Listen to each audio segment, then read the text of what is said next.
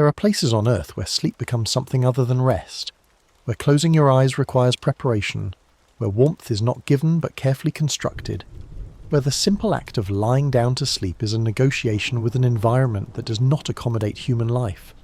Antarctica is such a place. It is the coldest continent, the driest, the windiest, and for half the year it is wrapped in continuous darkness. The air temperature can fall to 70 degrees Celsius below zero. The wind can blow at speeds that make standing upright impossible, and yet people sleep there, outside, in tents, night after night. This is not a story about early explorers, though their experiences inform what happens today. This is about modern researchers, scientists and support staff who work at the bottom of the world, collecting data that cannot be gathered anywhere else. They live at research stations equipped with heat and electricity, but their work often takes them away from those stations into the field, where they must sleep in conditions that would kill an unprepared person within hours. They do this not for adventure or record setting, but because the science requires it. Ice cores must be drilled from remote glaciers. Meteorites must be collected from specific zones of blue ice. Weather stations must be serviced in locations far from any permanent shelter. When these researchers sleep outside in the Antarctic cold, they rely on systems developed over more than a century of polar exploration. Knowledge hard-won by earlier generations, refined through trial and error, codified into equipment and procedure. The tents they use, the sleeping bags they crawl into, the routines they follow each evening, all of these represent accumulated understanding of what it takes to survive a night at the coldest edge of human endurance.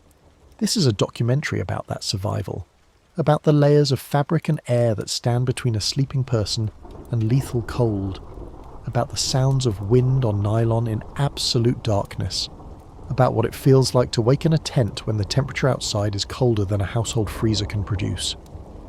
The story unfolds slowly, as these nights themselves unfold, without drama, without crisis, simply the steady passage of hours in a place where every detail matters, and where sleep is never quite what it is anywhere else.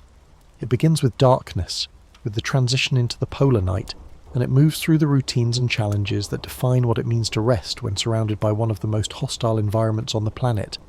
There is no destination to reach, no mystery to solve. There is only the experience itself, the texture of these nights, and the quiet endurance of the people who live them. Let the wind settle around you. Let the temperature drop.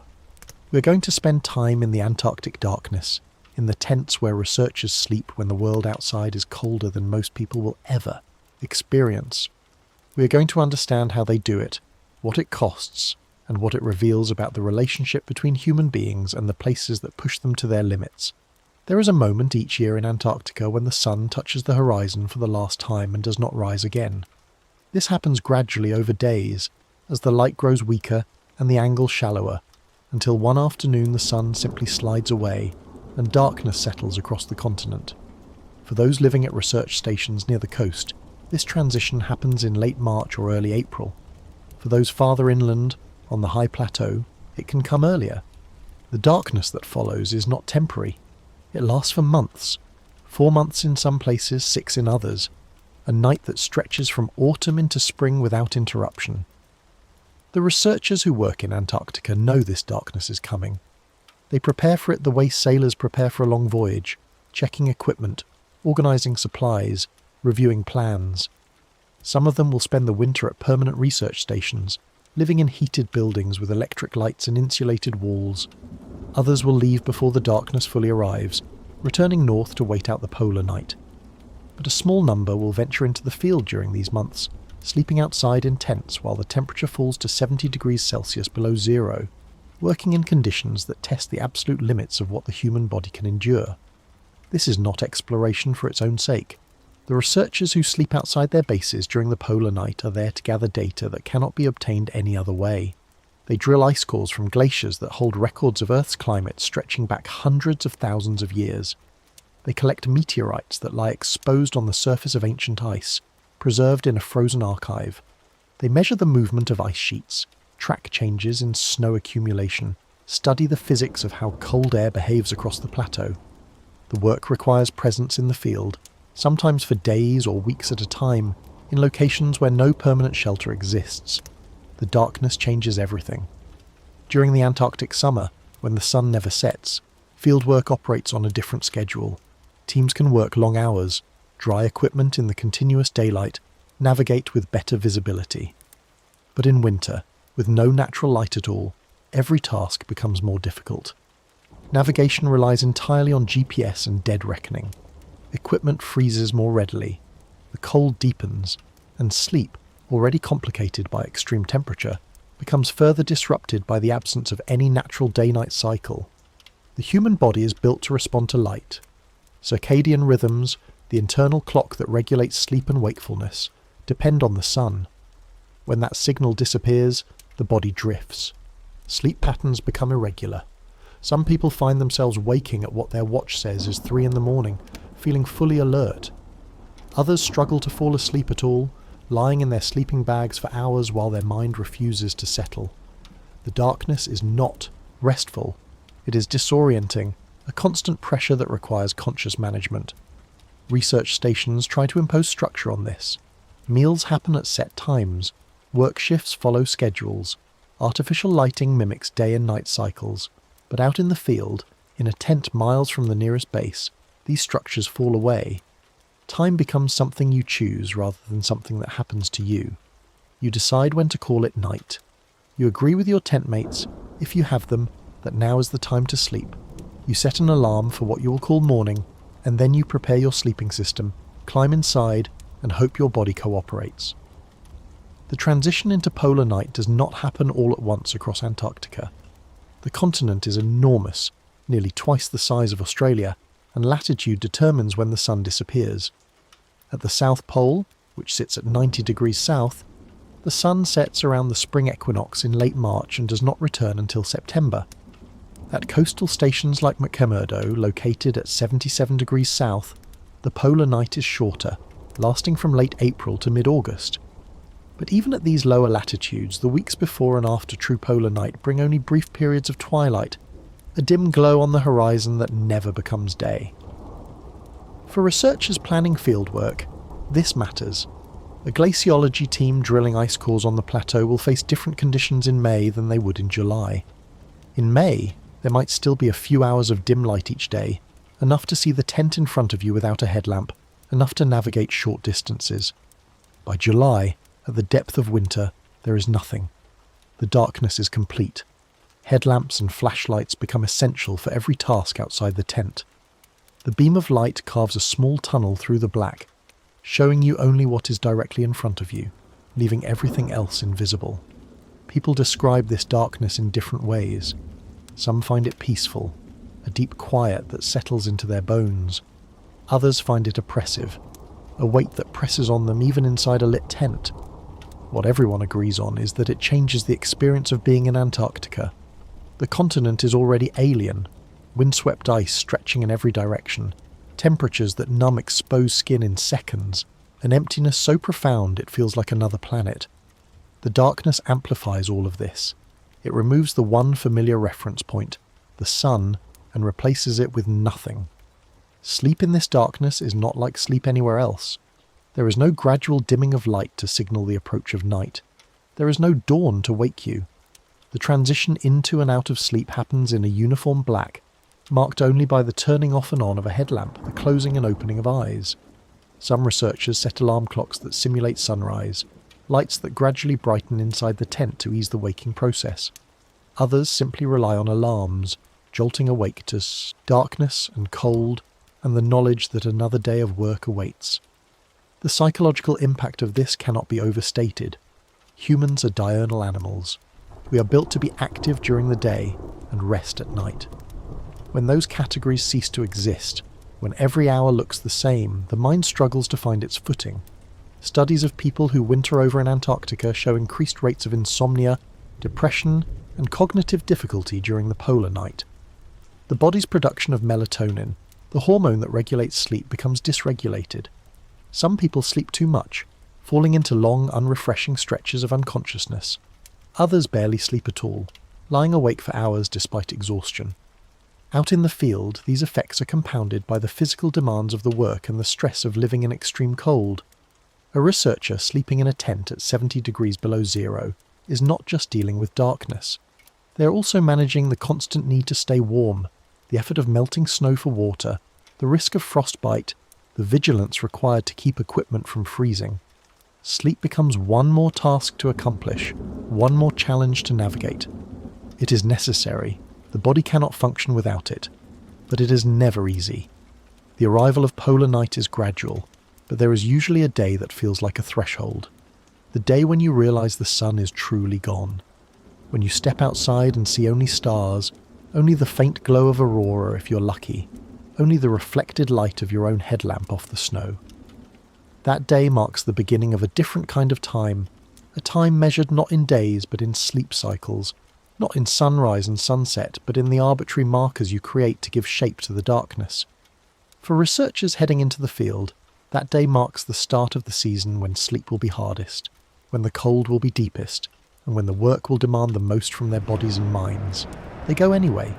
They pack their gear, load their sleds, travel out across the ice to wherever their work requires them to be. And when night comes, though night is not the right word anymore, when it is time to stop working, they set up their tents, prepare their sleeping systems, and lie down to rest in the coldest, darkest place on Earth. Antarctica has no permanent human population. No one is born there. No one lives there in the way people live in other places, with homes and families and the expectation of continuity across generations. The people who come to Antarctica come temporarily, for a season or a year, and then they leave. This has been true since the first humans arrived on the continent in the early 19th century, and it remains true today. The current human presence in Antarctica is organised around research. Countries from around the world maintain stations on the continent, staffed by scientists and support personnel who conduct studies in fields ranging from astronomy to marine biology to climate science. During the Antarctic summer, from November to February, the population swells. Ships arrive carrying researchers and equipment. Planes land on ice runways. Stations that were quiet during the winter suddenly host dozens or hundreds of people. Field camps spring up across the continent, temporary clusters of tents and equipment where teams work on specific projects before packing up and moving on. In winter, the population contracts. Most researchers leave before the polar night begins. Flights stop. Ships cannot reach the continent through the sea ice. The people who remain, typically between 1,000 and 1,500 across all Antarctic stations, are called winter-overs. They are the ones who keep the stations running during the months of darkness, maintaining power systems, conducting long-term experiments, collecting weather data. Some of them venture into the field even during winter, though this is less common and more dangerous than summer field work. The total number of people who sleep outside in tents during the Antarctic winter is small. It might be a few dozen in any given year, spread across the entire continent. These are specialists engaged in research that cannot wait for summer. Ice core drillers who need to reach remote glaciers when temperatures are stable. Meteorite hunters who work during winter, because the low angle of sunlight, when it returns in spring, makes meteorites easier to spot against the snow. Technicians servicing remote weather stations, search and rescue personnel training for emergency response. Each of these people knows what they are signing up for. Antarctic fieldwork requires medical clearance, survival training, and demonstrated competence in the skills necessary to stay alive in extreme cold. Before anyone sleeps in a tent at 70 degrees below zero, they have already spent time learning how to operate in less severe conditions. They have practiced setting up tents in wind. They have learned how to prevent and treat frostbite. They have been taught what to do if their equipment fails, if weather traps them in place, if someone in their team becomes injured or ill. The research stations that serve as bases for this fieldwork are themselves exercises in survival. McMurdo Station, the largest research station in Antarctica, can house more than 1,000 people during summer. It has dormitories, cafeterias, laboratories, a fire station, a power plant, even a small store. But McMurdo is also a collection of buildings on volcanic rock at the edge of the Ross Ice Shelf, surrounded by one of the harshest environments on the planet. Every piece of equipment, every bit of food, every drop of fuel has to be brought in from outside. Nothing grows there. Nothing is native except ice and rock and wind. Other stations are smaller. The Amundsen Scott South Pole Station sits at the geographic South Pole, on the high plateau nearly 3,000 metres above sea level. The air pressure at that elevation is lower, making it feel even colder than the temperature would suggest. The station is enclosed in a large building elevated on stilts to prevent it from being buried by drifting snow. In winter, temperatures at the pole regularly drop below 80 degrees Celsius. The winter over crew numbers around 50 people. They live and work in a sealed environment, venturing outside only when necessary, and even then for limited periods. Field camps are nothing like these stations.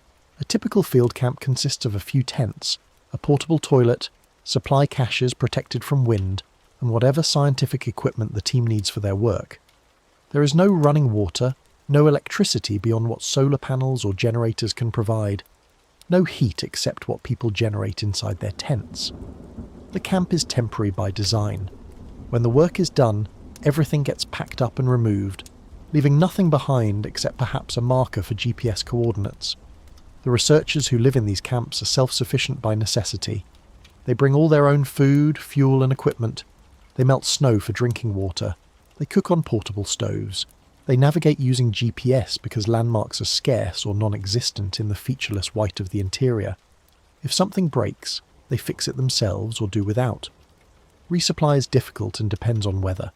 In winter, it may not be possible at all. Communication with the outside world is limited but maintained.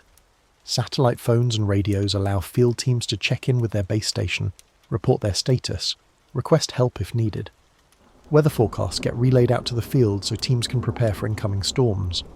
But the conversations are brief and functional.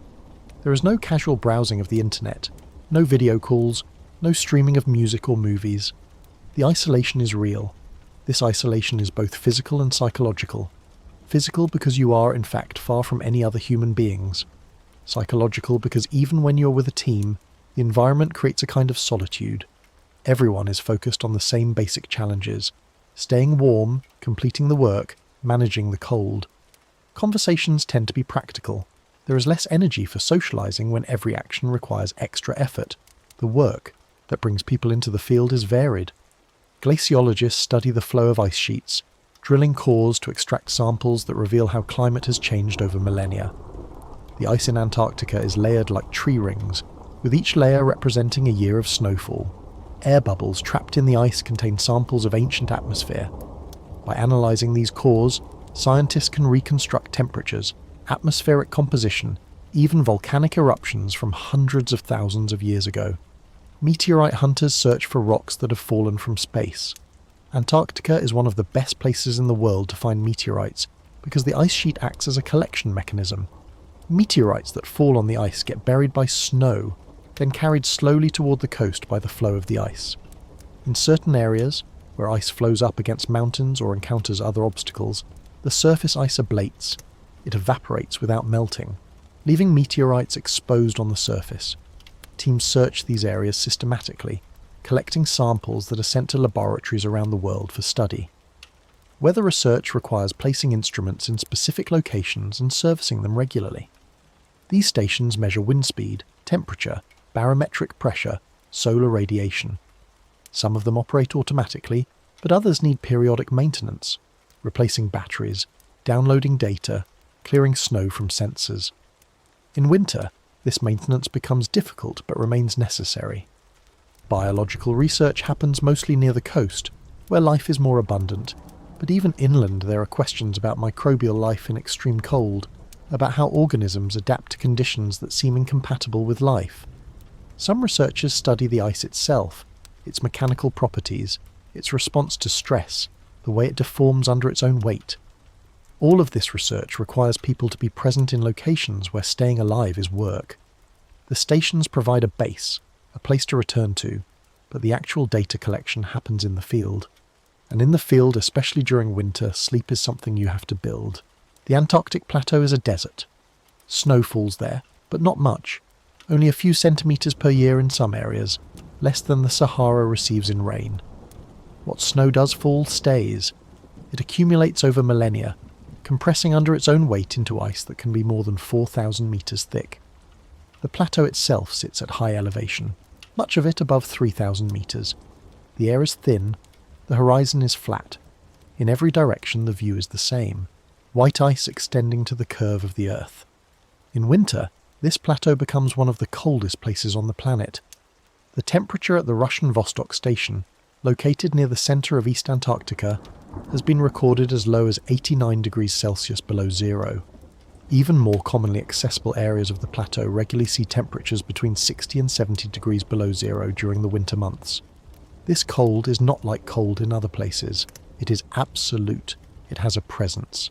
It is something you feel even before you step outside, a weight in the air, a sharpness that makes your lungs tighten. The cold behaves in ways that are difficult to understand if you have not experienced it. Metal becomes brittle, plastic shatters, rubber loses all flexibility, fuel thickens until it barely flows, batteries drain in minutes, human skin, if exposed, freezes in seconds, breath turns to ice crystals before it leaves your mouth. These crystals hang in the air, glittering in the beam of a headlamp, creating halos around lights. The phenomenon is called diamond dust, and it is beautiful in a way that makes the cold feel even more alien. The wind on the plateau is a separate force. Antarctica is the windiest continent, and much of that wind originates on the plateau. Cold air is dense, it sinks. On the high interior of the continent, this cold air pools, then begins to flow downward toward the coast, accelerating as it goes. These are katabatic winds, gravity-driven currents of freezing air that can reach speeds exceeding 300 kilometers per hour in some coastal areas. On the plateau itself, the wind is more variable, sometimes calm, sometimes gusting to 80 or 100 kilometers per hour, enough to make walking difficult and tent camping dangerous. Wind makes cold worse. The human body generates heat constantly, warming a thin layer of air next to the skin. When wind blows, it strips this warm layer away, replacing it with cold air. The body has to work harder to maintain its core temperature. This effect is quantified as wind chill, a measure of how cold it feels when wind is factored in. At 70 degrees below zero with a wind speed of 30 kilometers per hour, the wind chill can drop below 100 degrees Celsius. At that point, exposed skin freezes almost instantly. The plateau is also dark for much of the winter. The polar night at the South Pole lasts from late March to late September, 6 months of continuous darkness broken only by stars and, occasionally, the southern lights. At other locations on the plateau, the duration of darkness varies, but even at the margins, winter brings long periods where the sun does not rise. The darkness is not dramatic. There are no sunsets in the usual sense. The light simply fades over weeks, growing dimmer and more oblique until it is gone. In this darkness, navigation becomes difficult. During summer, teams travelling on the plateau can see landmarks, can orient themselves by the position of the sun, can judge distance by sight. In winter, with no light and often no visible features, navigation depends entirely on instruments. GPS provides coordinates, but it does not tell you about crevasses hidden under snow bridges, about sastrugi, wind-carved ridges of hard snow that can break equipment and make travel exhausting, about areas where the surface is unstable. Teams travelling on the plateau in winter move slowly, cautiously, probing the snow ahead of them, trusting their instruments but aware that conditions can change suddenly. The surface of the plateau is not smooth. Wind sculpts the snow into patterns. Sastrugi can be 1/2 metre high or more, hard enough to damage skis and sleds, irregular enough to make each step a negotiation. In some areas, the surface is polished ice, smooth and slick. In others, it is soft powder that offers no support, where each footstep sinks deep and pulls energy from your legs. The variability is exhausting. You cannot establish a rhythm. Every kilometre requires attention. The air on the plateau is dry. Humidity is nearly zero. The cold prevents the air from holding moisture, and what little moisture exists quickly turns to ice and falls as diamond dust. This dryness affects everything. Skin cracks and bleeds. Lips split. Noses bleed. Breathing becomes irritating. The air so dry it feels like sandpaper in your throat and lungs. Researchers in the field drink constantly, trying to stay hydrated, but the body loses moisture faster than they can replace it. Dehydration is a constant background condition. The silence is another feature of the plateau. When the wind stops, which it sometimes does, the quiet is profound. There are no animals, no insects, no birds, no running water, no rustling leaves. If you stand still and the wind is calm, you hear only your own breathing, your own heartbeat, the creak of your clothing. Some people find this silence restful. Others find it unnerving, a reminder of how absent life is from this place. The cold also changes sound. At very low temperatures, sound travels differently. Voices carry farther. The crunch of footsteps on snow is sharper, crisper. But some sounds disappear entirely. Fabrics stop rustling, plastics stop crackling. Everything becomes muted in a way that feels unnatural, as if the cold has damped down the world itself. Living on the plateau in winter means living inside these conditions. There is no escape from the cold, no moment when you are truly warm except deep inside your sleeping bag after hours of generating heat. There is no escape from the darkness except the small bubble of light from your headlamp. There is no escape from the wind except the fragile shelter of your tent.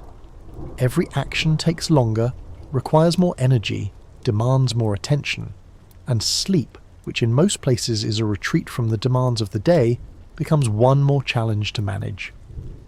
The plateau does not care whether you sleep or not. It does not care whether you're comfortable or frightened or exhausted. It is indifferent in the way that only geology and climate can be indifferent. It simply is, and you, sleeping in a tent on its surface, are a temporary presence that will leave no mark. Establishing a field camp in the Antarctic winter is a process that takes hours and requires precision.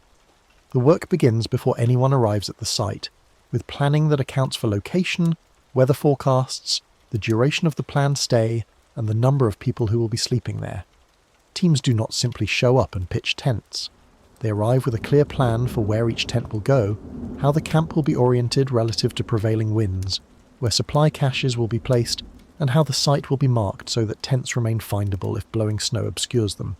Location matters. The ideal site is flat, with stable snow, protected from the worst of the wind by terrain features if possible. Crevasses must be avoided. Teams probe the snow ahead of them with poles, testing for hidden gaps in the ice. They look for areas where the wind has already compacted the snow, making it firmer and less likely to drift. They avoid low spots where cold air can pool, making the temperature even lower than it already is. Once a site is chosen, the first task is marking it. Bamboo poles or wands topped with flags get placed at intervals around the camp perimeter. These markers serve multiple purposes. They define the boundaries of the camp, help with navigation during whiteout conditions when visibility drops to zero, and make it easier to find the camp again if the team leaves and returns. In winter darkness, these markers are critical. Without them, a tent that is 10 meters away can be invisible. The tents used in Antarctic field camps are designed for extreme conditions. The most common design is the pyramid tent, sometimes called a Scott tent after the explorer Robert Falcon Scott, whose team used this style during early Antarctic expeditions. The pyramid tent has a square base and 4 triangular sides that meet at a peak. A single pole in the centre supports the structure. The shape is stable in wind. The pyramid sheds gusts rather than catching them, and the single pole makes setup simpler than designs requiring multiple poles. The fabric is typically bright orange or yellow, colours chosen for visibility against snow. Another common design is the tunnel tent, which has a low profile and aerodynamic shape. Tunnel tents use flexible poles that arch over the length of the tent, creating a tube-like interior. These tents are more vulnerable to crosswinds but perform well when oriented correctly. They are lighter than pyramid tents and pack smaller, making them popular for teams that need to move frequently. Both designs rely on guy lines, ropes attached to the tent and staked into the snow, to keep the tent stable. In soft snow, stakes do not hold well, so teams use dead men instead.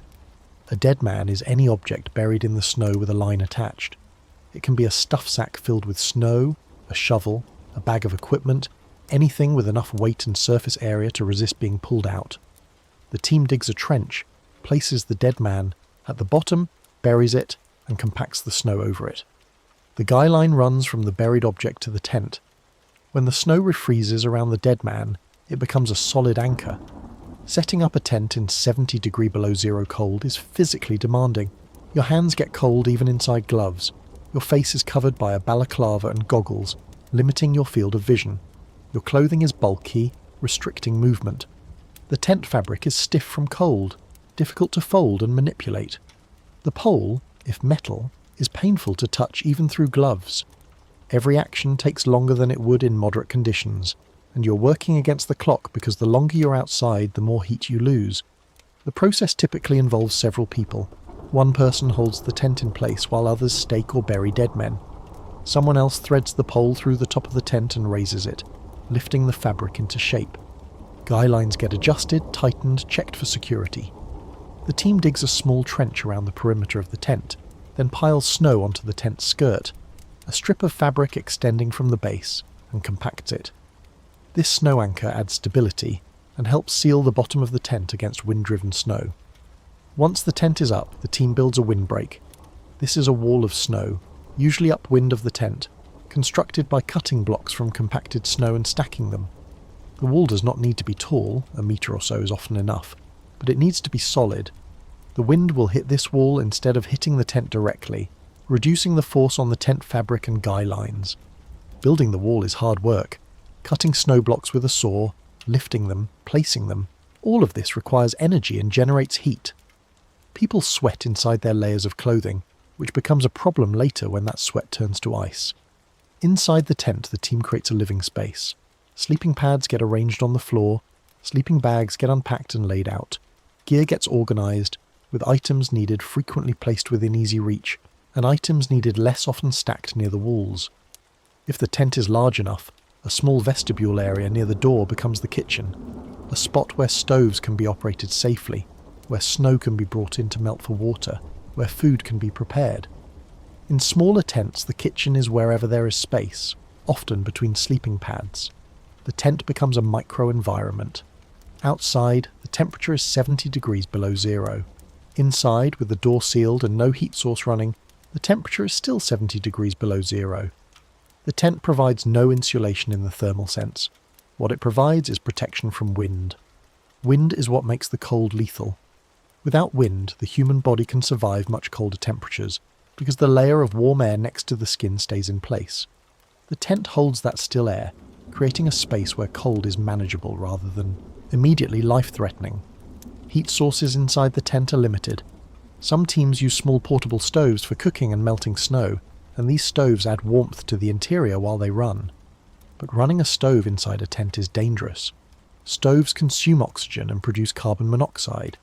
Ventilation is necessary, which means opening a vent or door which lets in cold air. The balance is delicate. Too much ventilation, and the tent stays cold. Too little, and the air becomes unsafe to breathe. Teams monitor this carefully, keeping stoves on only as long as needed, ensuring vents remain open, watching for signs of carbon monoxide poisoning, headache, dizziness, nausea. The floor of the tent is often not level. Snow surfaces are rarely flat, and even after site preparation, there are usually bumps and depressions. Sleeping pads help, but you still feel the irregularities beneath you.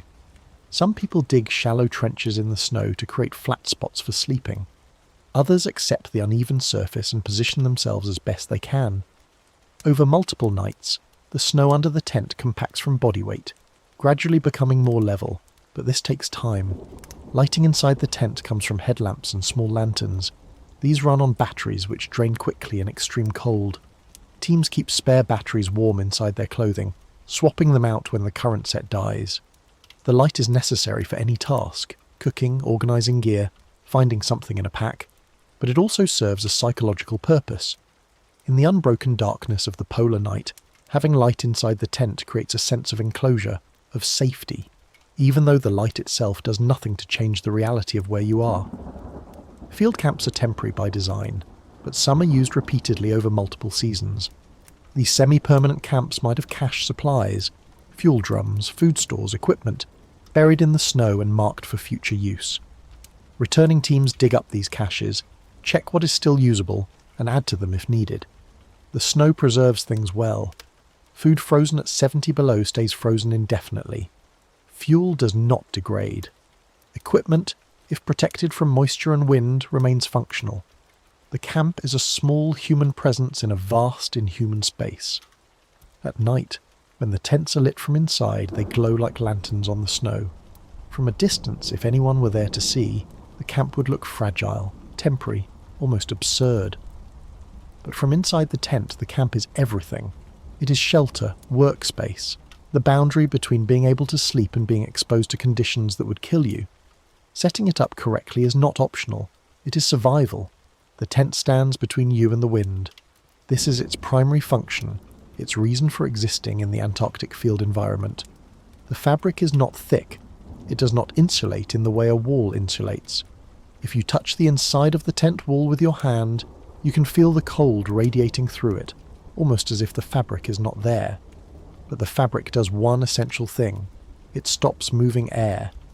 Wind chill is the difference between cold that can be managed and cold that kills.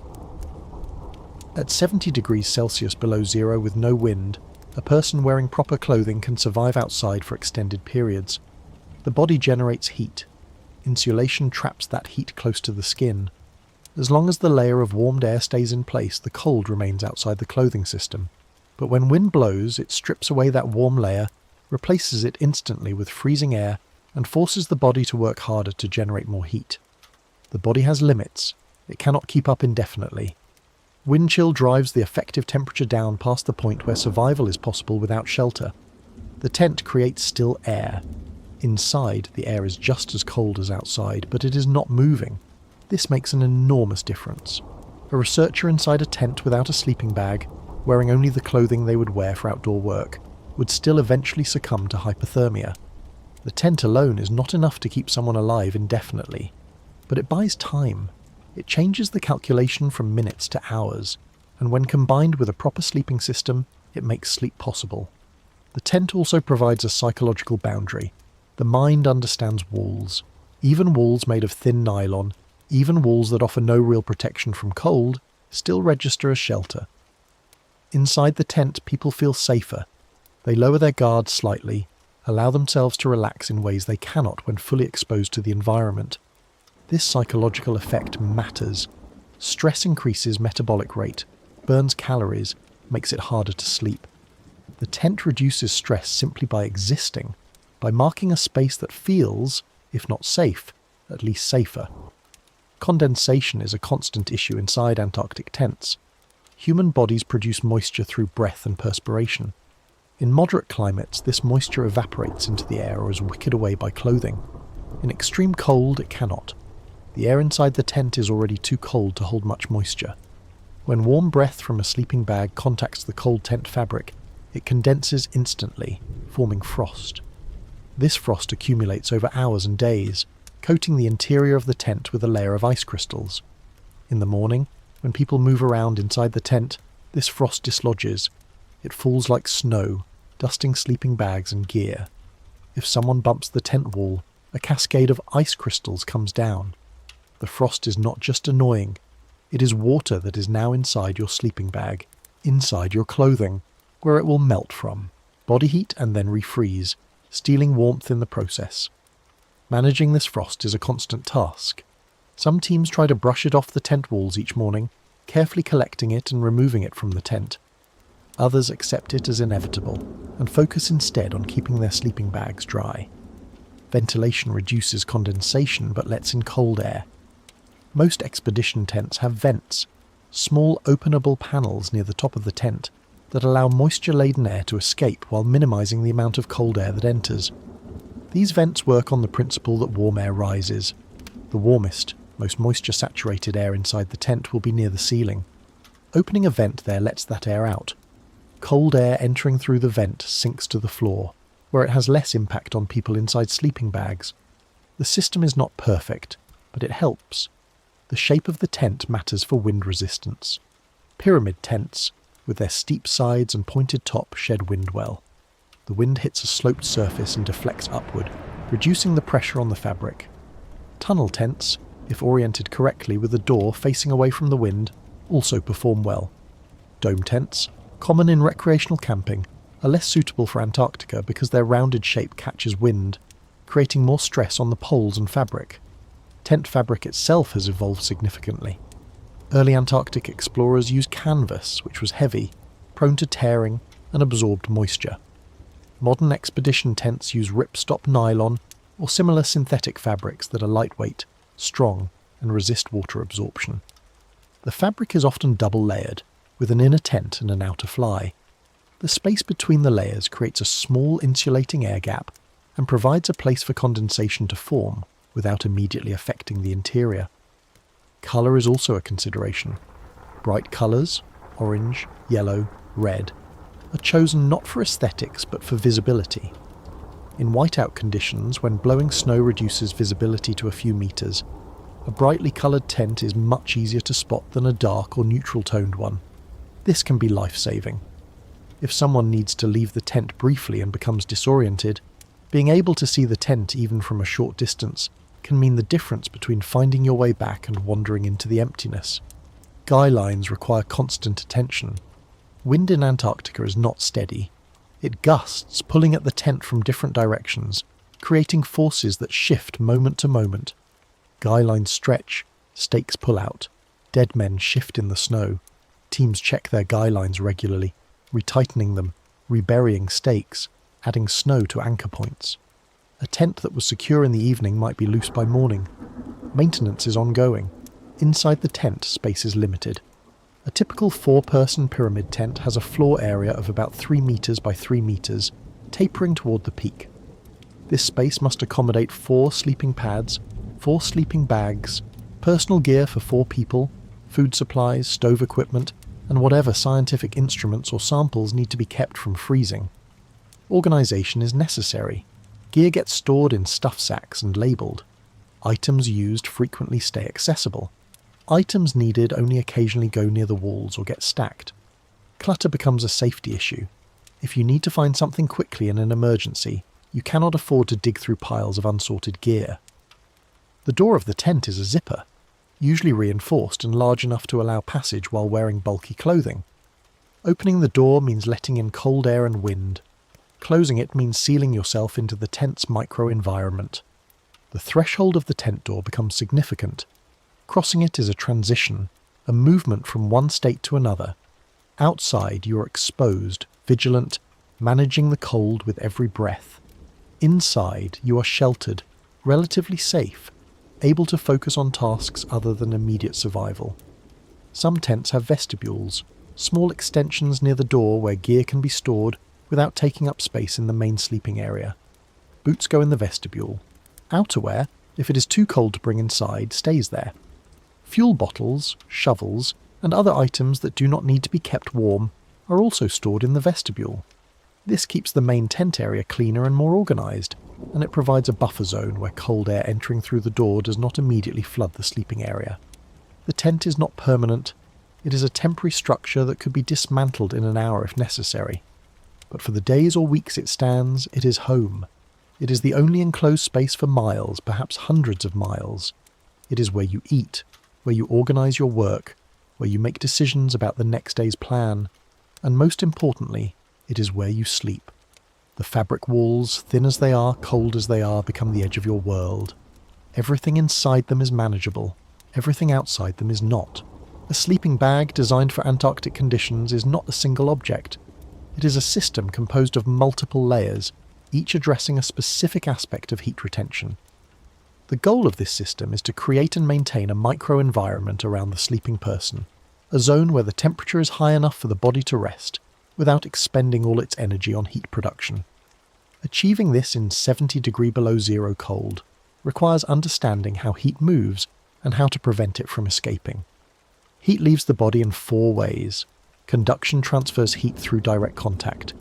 If you lie on ice, heat flows from your warm body into the cold ice beneath you. Convection transfers heat through moving air. If cold air circulates around you, it carries away your body heat. Radiation transfers heat through infrared energy, emitted by warm objects. Your body radiates heat into the surrounding space. Evaporation transfers heat when moisture turns from liquid to vapor, taking thermal energy with it. Each of these mechanisms must be addressed for a sleeping system to work in extreme cold. The sleeping bag addresses radiation and convection. Its outer shell is made from a tightly woven wind-resistant fabric that blocks air movement.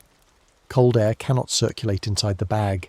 The interior is filled with insulation, either synthetic fibres or down feathers, that traps thousands of tiny pockets of air. These pockets are the actual insulating material. The fibres or feathers simply hold the air in place. Still air is a poor conductor of heat, so the trapped air forms a barrier that slows the transfer of warmth from your body to the cold environment outside the bag.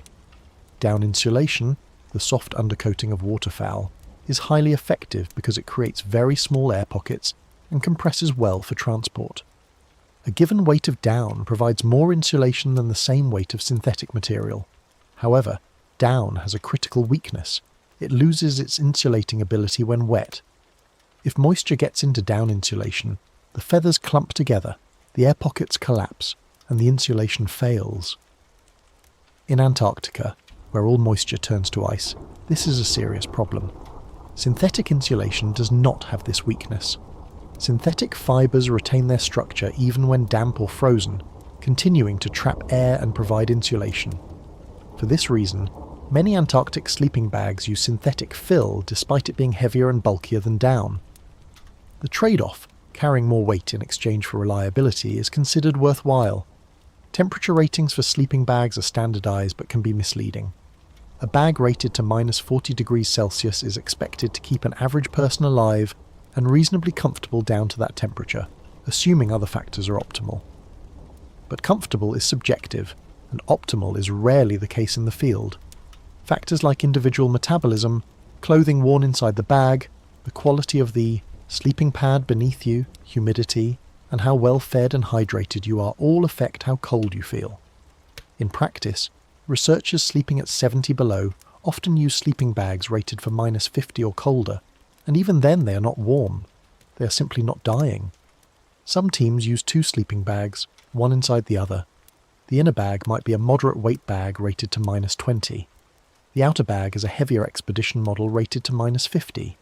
Together they provide more insulation than either bag alone, and the layering creates additional dead air space. This system is heavier and bulkier, making it impractical for teams that need to move quickly. But for stationary camps where weight is less of a concern, the extra warmth is worth it. Vapor barrier liners add another layer to the system. These are thin, waterproof bags that go inside the sleeping bag, next to your body. The concept seems counterintuitive. You're sealing yourself inside a non-breathable layer that traps all the moisture your body produces, but this is intentional. Without a vapor barrier, moisture from your breath and perspiration migrates outward into the sleeping bag's insulation. Once there, it condenses and freezes, adding weight to the bag and reducing its insulating ability.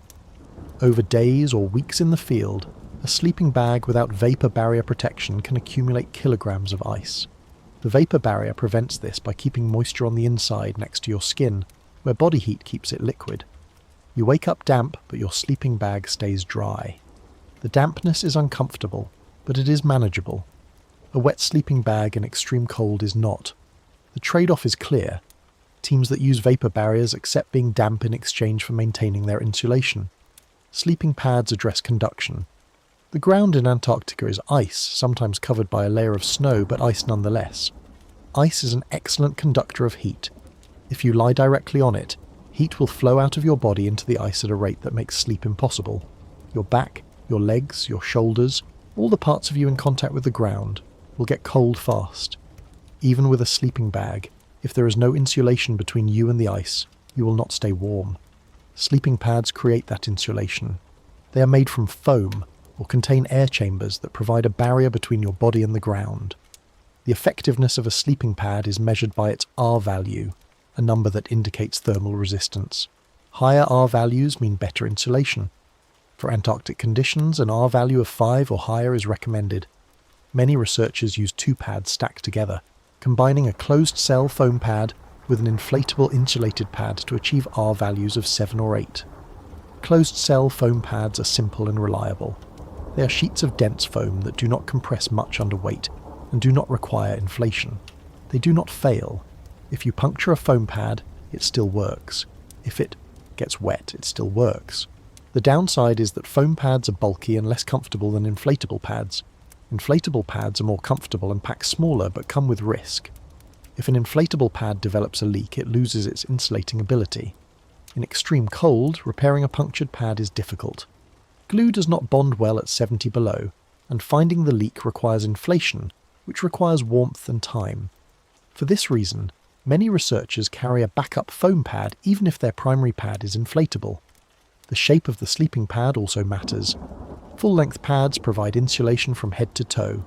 Shorter pads, which cover only the torso and hips, save weight but leave the legs with less insulation. In extreme cold, full-length pads are standard. The small weight savings of a shorter pad are not worth the loss of warmth. The sleeping system extends beyond the bag and pad to include clothing. What you wear inside the sleeping bag affects how warm you are. Too much clothing traps sweat and reduces the effectiveness of the insulation. Too little, and you rely entirely on the bag to keep you warm. The balance is individual and learned through experience. Most researchers sleep in a base layer, long underwear made from synthetic or wool fabric that wicks moisture away from the skin. Some add a light insulating layer, like a fleece jacket or insulated pants. Socks are essential. Feet get cold quickly because they are at the edge of circulation and often damp from the day's activity. Dry socks, changed before getting into the sleeping bag, make a significant difference. Hats are also worn.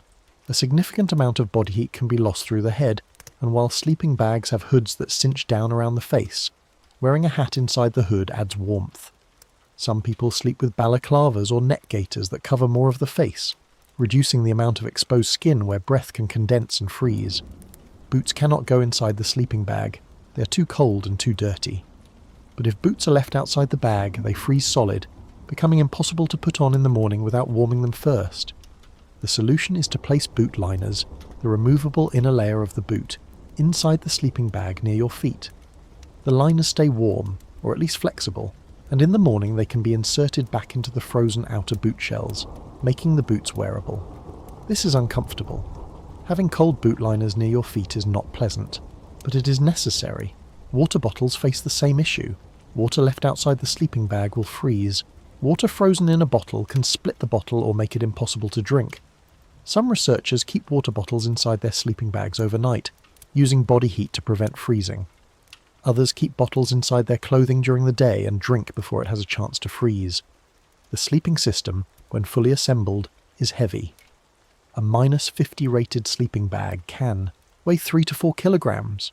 Add a vapor barrier liner, an insulated sleeping pad, a backup foam pad, and the total weight approaches 6 or 7 kilograms. For teams travelling long distances on foot or by ski, this weight matters. But there is no alternative. You cannot sleep in Antarctica without proper insulation, and proper insulation has weight. Each piece of the system is critical. Remove any one element, the pad, the bag, the vapor barrier, and the system degrades. It might still work in moderate cold, but at 70 below, there is no margin for error. Every layer, every pocket of trapped air, every barrier to heat loss is necessary. The sleeping system is also personal. Each researcher learns what works for their own body. Some people sleep warm and need less insulation. Others sleep cold and add extra layers. Some tolerate vapor barriers well. Others find them unbearable and accept the gradual icing of their sleeping bag instead. These are not choices made casually. They are decisions based on experience, on nights spent in the cold, on waking up shivering and making adjustments. In the end, the sleeping system is the only thing that allows sleep to happen in Antarctica. Without it, the cold is absolute. With it, sleep becomes possible, though never easy. The layers of fabric, the pockets of air, the careful assembly of insulation and barriers, all of this builds a fragile space where the human body can rest for a few hours before facing the cold again. In most environments, water is essential for life. In Antarctica, during winter field operations, water is the thing that can kill you. Not liquid water, there is almost none of that, but the water your body produces in the form of breath and sweat.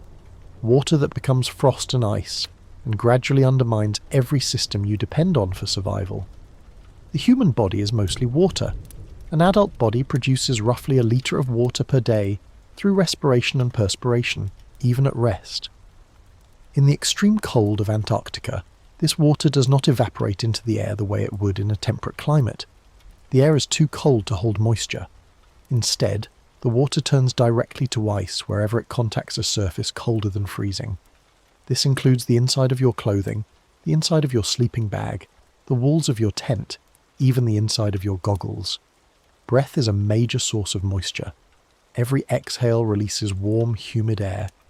In 70 degree below zero temperatures, this moisture instantly condenses, forming ice crystals that hang in the air as diamond dust or settle onto whatever is nearby. If you breathe inside your sleeping bag, the moisture condenses on the bag's interior fabric and freezes. Over multiple nights, this ice builds up, adding weight to the bag and reducing its ability to insulate. A sleeping bag that starts the expedition weighing 3 kilograms can gain a kilogram or more of ice by the end of a week. This is why vapor barrier liners exist. By trapping moisture next to the body, they prevent it from migrating into the sleeping bag's insulation. But using a vapor barrier means sleeping damp. Your skin stays moist. Your base layers may become wet. This is uncomfortable and feels wrong. Instinct says to stay dry in the cold, but the alternative is worse. A sleeping bag full of ice loses its loft, its air pockets compress, and it no longer keeps you warm. Sweat is another problem. Physical work in extreme cold requires heavy insulation, but heavy insulation causes overheating during activity. When you overheat, you sweat. That sweat soaks into your clothing. If the clothing is against your skin, the sweat freezes once you stop moving, creating a layer of ice between you and your insulation. If the clothing is on the outside, the sweat still freezes, making the fabric stiff and reducing its ability to trap air. Managing this requires careful attention to layers. Researchers learn to vent their clothing during activity, opening zippers and cuffs to let heat escape before they start sweating. They remove layers when they feel themselves getting warm. They put layers back on before they start getting cold. This constant adjustment is exhausting, but it is necessary. Once you are wet with sweat, you cannot easily get dry again. The moisture stays with you, stealing heat, until you can get inside a tent and ideally change into dry clothing. Drying wet clothing in the field is difficult. There is no source of heat. Beyond a small stove, and running the stove continuously to dry clothes is impractical due to fuel limitations and the danger of carbon monoxide buildup. Some items can be dried by hanging them inside the tent and letting body heat and air circulation slowly evaporate the moisture. But evaporation requires energy, heat, and in extreme cold that process is very slow. A damp sock might take a full day to dry inside a tent.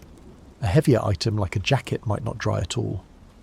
During summer field work, when the sun is above the horizon continuously, wet items can be spread on the snow outside the tent and left to dry. The sun provides warmth, and even if the air temperature is below freezing, the solar radiation can evaporate moisture. This process, called sublimation, turns ice directly into vapor without passing through a liquid phase.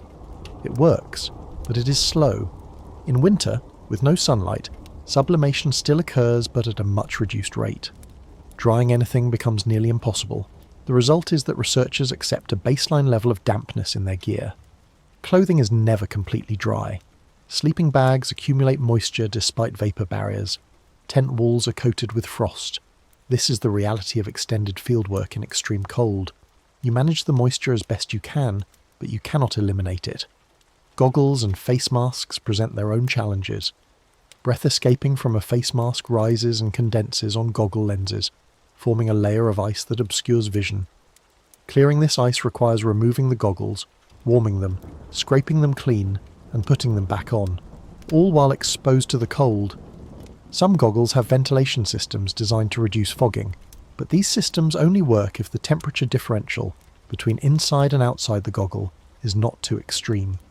At 70 below, the differential is too extreme, and fogging is unavoidable. Face masks themselves collect ice from breath. After an hour outside, the mask will have a thick layer of ice on its surface. This ice makes the mask stiff and uncomfortable, and it reduces the mask's ability to insulate. Each time you come back to the tent, the mask needs to be beaten against something hard to knock off the accumulated ice. The process is repeated multiple times a day. Zippers freeze. The metal or plastic teeth collect moisture, which freezes, locking the zipper in place. Freeing a frozen zipper requires warming it, often by holding it in your hands or breathing on it, which adds more moisture. Lubricants that work in moderate cold thicken or freeze at extreme cold temperatures, becoming useless. Some teams coat zippers with wax or graphite to reduce friction, but even these solutions have limits. Boots are particularly vulnerable to moisture. Feet sweat even in cold conditions because boots are heavily insulated and restrict airflow. This sweat soaks into boot liners and socks. If the liners are not removed and dried each night, they freeze solid. Putting on frozen boots in the morning is painful and can lead to frostbite. The solution is to remove the liners each evening and place them inside the sleeping bag to keep them warm. The outer shells of the boots freeze, but shells can be warmed by bringing them into the tent or by placing them in the sleeping bag's foot area, though this is uncomfortable. Fuel bottles and stoves also suffer from moisture. Fuel itself does not freeze at Antarctic temperatures, but the valves and fittings on fuel bottles can collect moisture that freezes and blocks the flow of fuel. Stoves have small jets and openings that can clog with ice. Before each use, stoves must be checked, warmed if necessary, and cleared of any ice buildup. A stove that fails is not just an inconvenience. It means no melted water, no hot food, and a much greater risk of hypothermia. Melting snow for water is a constant task in the field. The human body needs water to function, and in the dry air of Antarctica, dehydration happens quickly. But there is no liquid water to drink. Every drop must be melted from snow. This requires fuel and time. A stove running for an hour might melt enough snow to produce 2 or 3 litres of water. For a team of 4 people, that amount barely covers basic needs.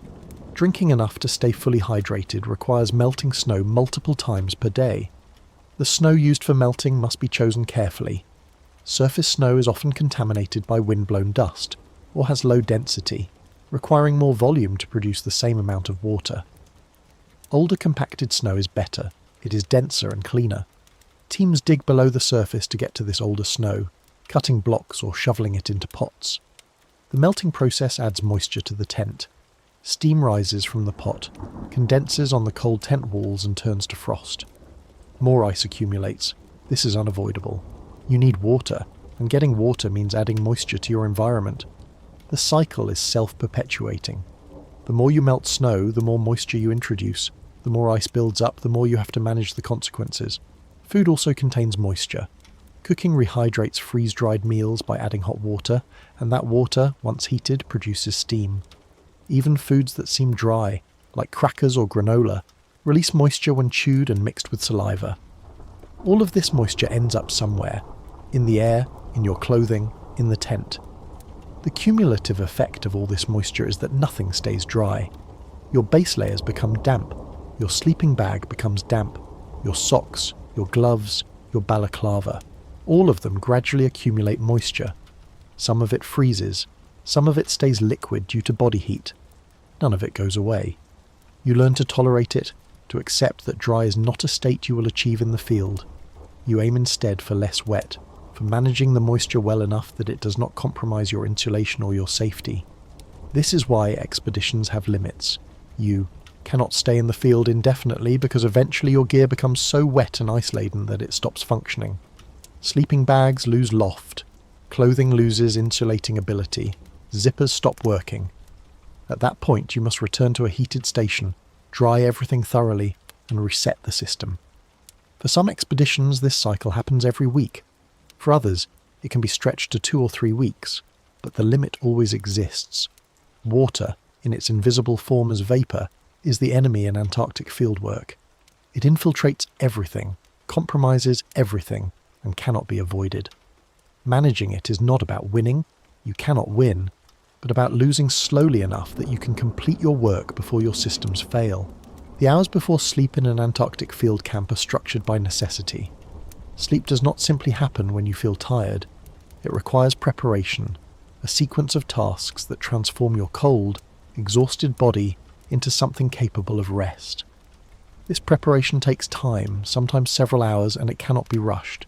Each step serves a purpose, and skipping steps leads to a colder, more miserable night. The first task is getting warm. You've been working outside, perhaps for 8 or 10 hours, and despite wearing insulated clothing, your core temperature has dropped.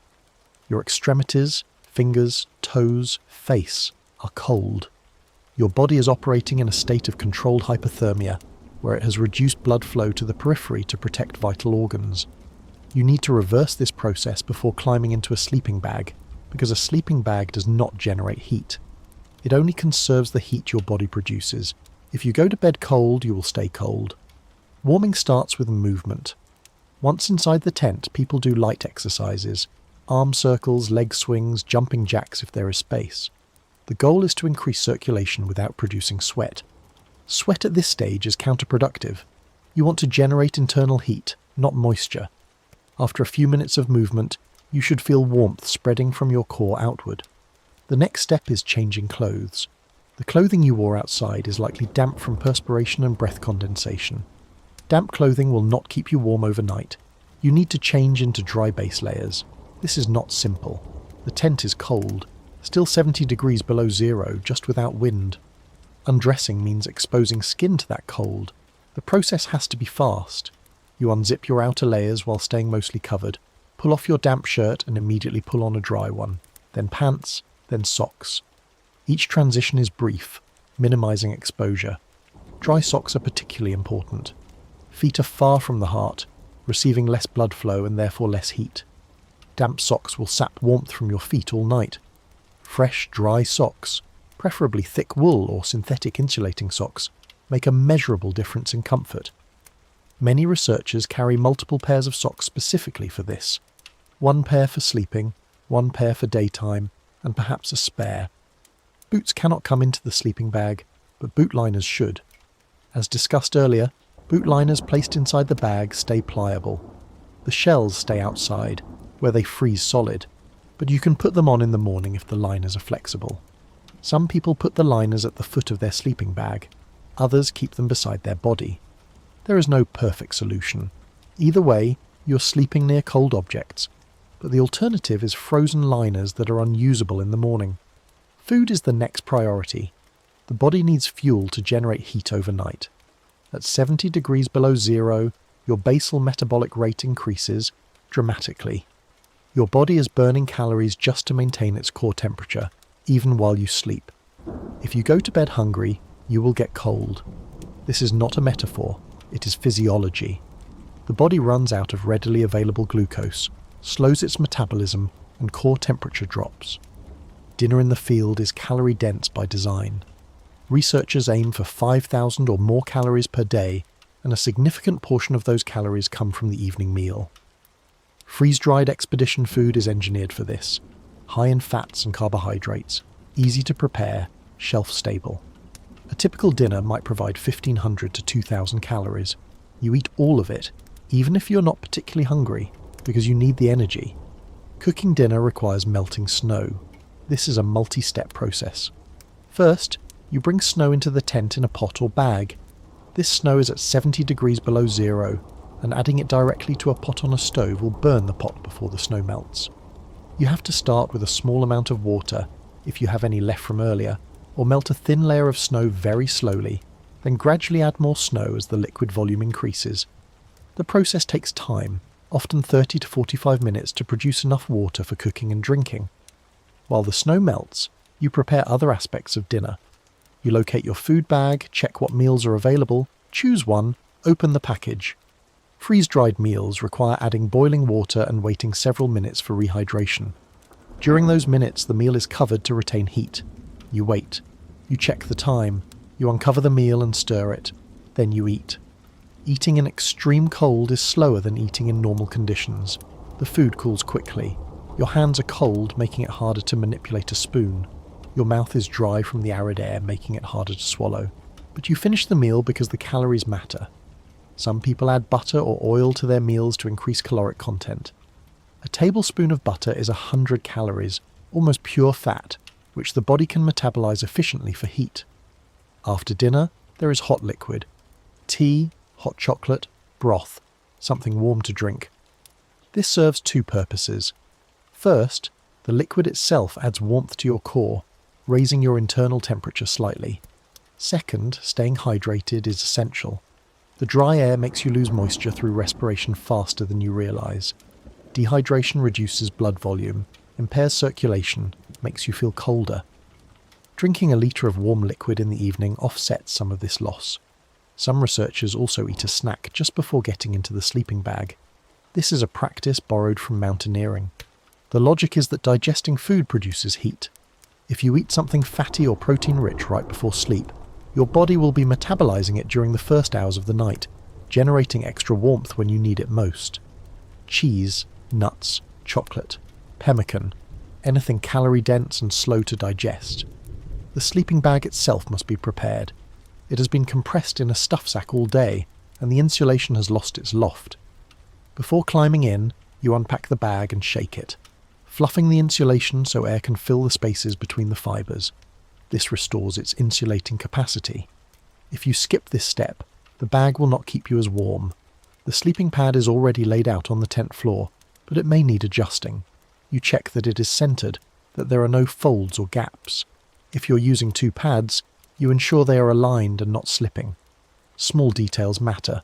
A gap in the pad means a cold spot on your back during the night.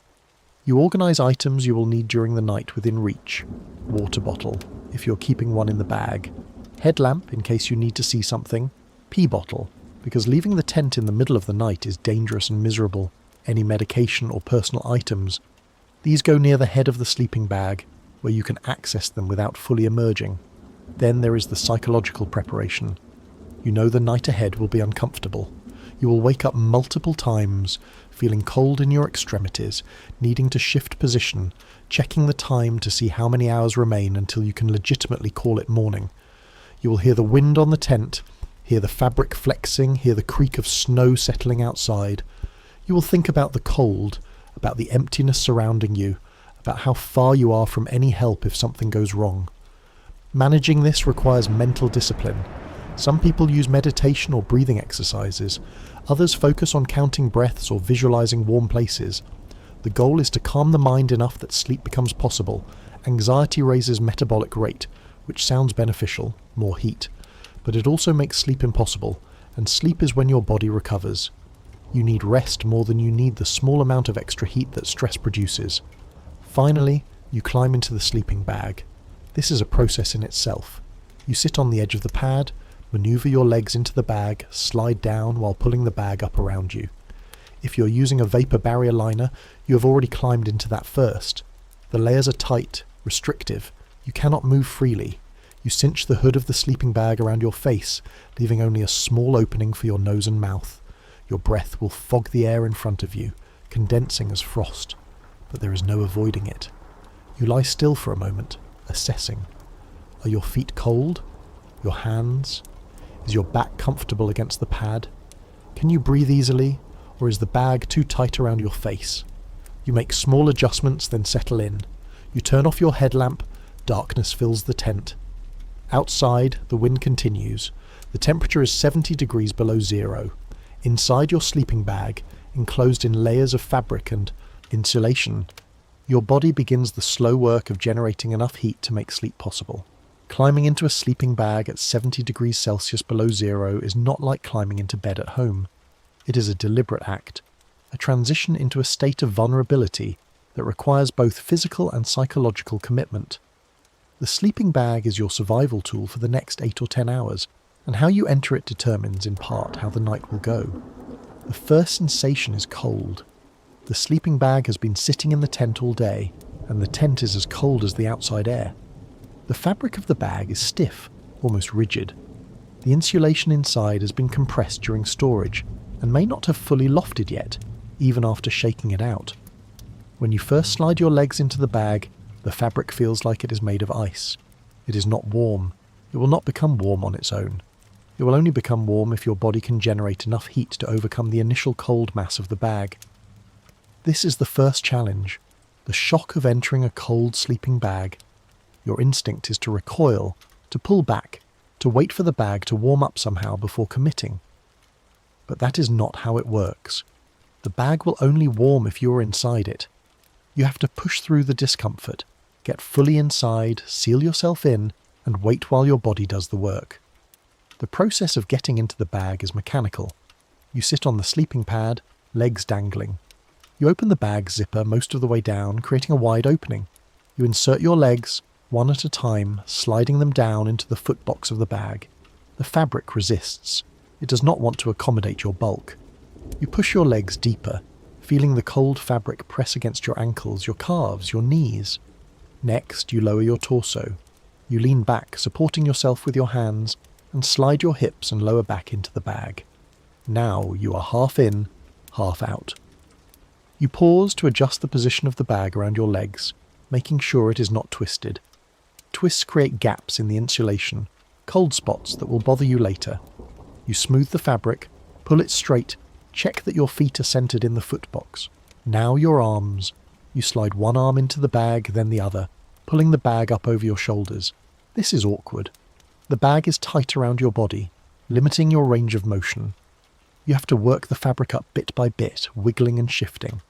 If you're wearing a jacket inside the bag, the layers bunch up. You have to pause and smooth them out, pulling the jacket down so it lies flat against your torso. The hood comes next.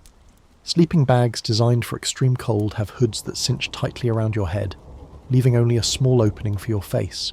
You pull the hood up, position it so it covers your head and ears, then reach for the drawstrings. These strings are usually inside the bag, near your chest, and finding them in the dark is a tactile task. You pull the strings, tightening the hood until it fits snugly. Too loose and cold air will enter, too tight, and you feel suffocated. The balance is delicate. There is also a draft collar, a tube of insulation inside the bag around your neck and shoulders that prevents warm air from escaping through the top of the bag. You adjust this collar, pulling it close around your neck, sealing the gap. Now you are fully enclosed. Only your face is exposed, and even that is partially covered by the hood. You lie still, breathing through the small opening, and wait. The first 10 minutes are the worst. You're cold. The bag is cold. Your body is working to generate heat, but it has not yet warmed the air inside the bag. You shiver. This is normal, even expected. Shivering is the body's way of producing heat through rapid muscle contractions. It is uncomfortable but effective. You let yourself shiver, trusting that it will pass. During these minutes, you are acutely aware of every cold spot. Your feet are cold. The tips of your toes feel numb. Your hands, tucked inside the bag, are cold. Your back, pressed against the sleeping pad, is cold where the pad is thinnest. You want to move, to shift position, to do something that will generate more heat. But moving also disrupts the thin layer of warm air that is beginning to form around your body. You have to stay still, as much as possible, and let the system work. Gradually, warmth begins to accumulate. It starts near your core, your chest and abdomen, where blood flow is strongest. The insulation around your core traps the heat your organs produce. This heat spreads slowly outward, moving through the layers of clothing and into the sleeping bag's insulation. After 20 or 30 minutes, you notice that your torso is no longer cold. It is not warm exactly, but it is no longer painful. Your extremities take longer. Feet and hands are the last to warm because they are farthest from your core and have the least blood flow. Some people never get their feet fully warm during a night in extreme cold. The best you can hope for is that they stop hurting, that the cold becomes a dull ache rather than a sharp pain. You wiggle your toes periodically, trying to maintain circulation, trying to convince blood to flow into those distant capillaries. Breathing inside a sleeping bag is another adjustment. Your breath is warm and moist, and when it meets the cold air inside the bag, it condenses into water vapour. If you breathe directly into the bag, this vapour settles on the insulation, where it freezes. Over hours, this accumulation of ice reduces the bag's effectiveness. To prevent this, you breathe through the small opening in the hood, directing your breath outside the bag. This means exposing your face to cold air all night. Your nose and cheeks get cold. Frost forms on any exposed skin. But this is preferable to ruining your sleeping bag. Some people wear a balaclava or face mask inside the sleeping bag, covering everything except their eyes and a small area around their nose and mouth. This reduces the amount of exposed skin and helps keep facial tissue warmer. The trade-off is that the balaclava itself collects moisture from breath, becoming damp and eventually frozen. In the morning, the balaclava will be stiff with ice, and you will have to peel it off your face. Positioning inside the sleeping bag is limited. You cannot roll over easily. The bag is tight, and turning your body means fighting against the fabric. Most people sleep on their backs or sides, whichever position feels least uncomfortable. You cannot stretch out your legs fully because the bag tapers toward the feet. You cannot spread your arms because the bag pins them to your sides. You are confined, restricted, held in place by the very thing that is keeping you alive. This confinement can be claustrophobic. You are sealed inside a fabric envelope in a tent in the middle of a frozen desert where no help is available. If something goes wrong, if the tent collapses, if you become ill, if you panic, you're on your own. This knowledge sits in the back of your mind, a low-level anxiety that never fully goes away. You manage it by focusing on the immediate, the sound of the wind, the rhythm of your breathing, the slow warming of your body. Time inside the sleeping bag moves strangely. You're not asleep yet, but you're not fully awake either. You exist in a liminal state. aware of the cold, aware of the discomfort, but too exhausted to do anything about it. You close your eyes, you try to relax, you count breaths. You think about the work you did that day, the work you will do tomorrow. You think about being warm. You imagine sunlight. Imagine a heated room. Imagine anything other than where you are. At some point, without realizing it, you cross the threshold into sleep. Not deep sleep. Your body cannot afford deep sleep in these conditions, but a light, fitful sleep where you are semi-conscious, dreaming in fragments, waking every hour or two to check the time, to shift position, to assess whether you are still warm enough. This shallow sleep is what passes for rest in the Antarctic field. It is not restorative in the way sleep normally is, but it is enough. Your body gets some recovery, your mind gets some respite, and when morning comes, you are able to function. Entering the sleeping bag is the act of accepting this state. You're not going to be comfortable, you're not going to sleep well, but you're going to survive the night, and that is the goal. You climb into the bag, seal yourself in, and surrender to the cold, trusting that your preparation and your equipment and your body's resilience will carry you through to morning. Night in an Antarctic field tent is not restful. It is an endurance event, a series of hours spent managing cold, discomfort, and the shallow half-sleep that comes when the body cannot fully relax. You lie in your sleeping bag, eyes closed, aware of every sensation, waiting for morning. The cold is always present. Even inside a well-insulated sleeping bag, even after your core has warmed, you remain aware of the temperature. Your face is cold. Your nose is cold. If your hands have slipped outside the warmest part of the bag, they are cold. Your feet at the far end of the sleeping system are cold. The cold is not acute pain, not frostbite, just a persistent chill that your body has to work constantly to counteract. This work is metabolic. Your body is burning calories to generate heat, maintaining your core temperature in an environment that is trying to pull that heat away. This metabolic activity prevents deep sleep. Deep sleep requires the body to lower its metabolic rate, to relax into a state of minimal energy expenditure. But in extreme cold, lowering metabolic rate would mean lowering core temperature, which would mean hypothermia. Your body does not allow this. It keeps you in a lighter stage of sleep, one where metabolism stays elevated, where you remain semi-alert to threats. The result is that you drift. You're not fully asleep. You're not fully awake.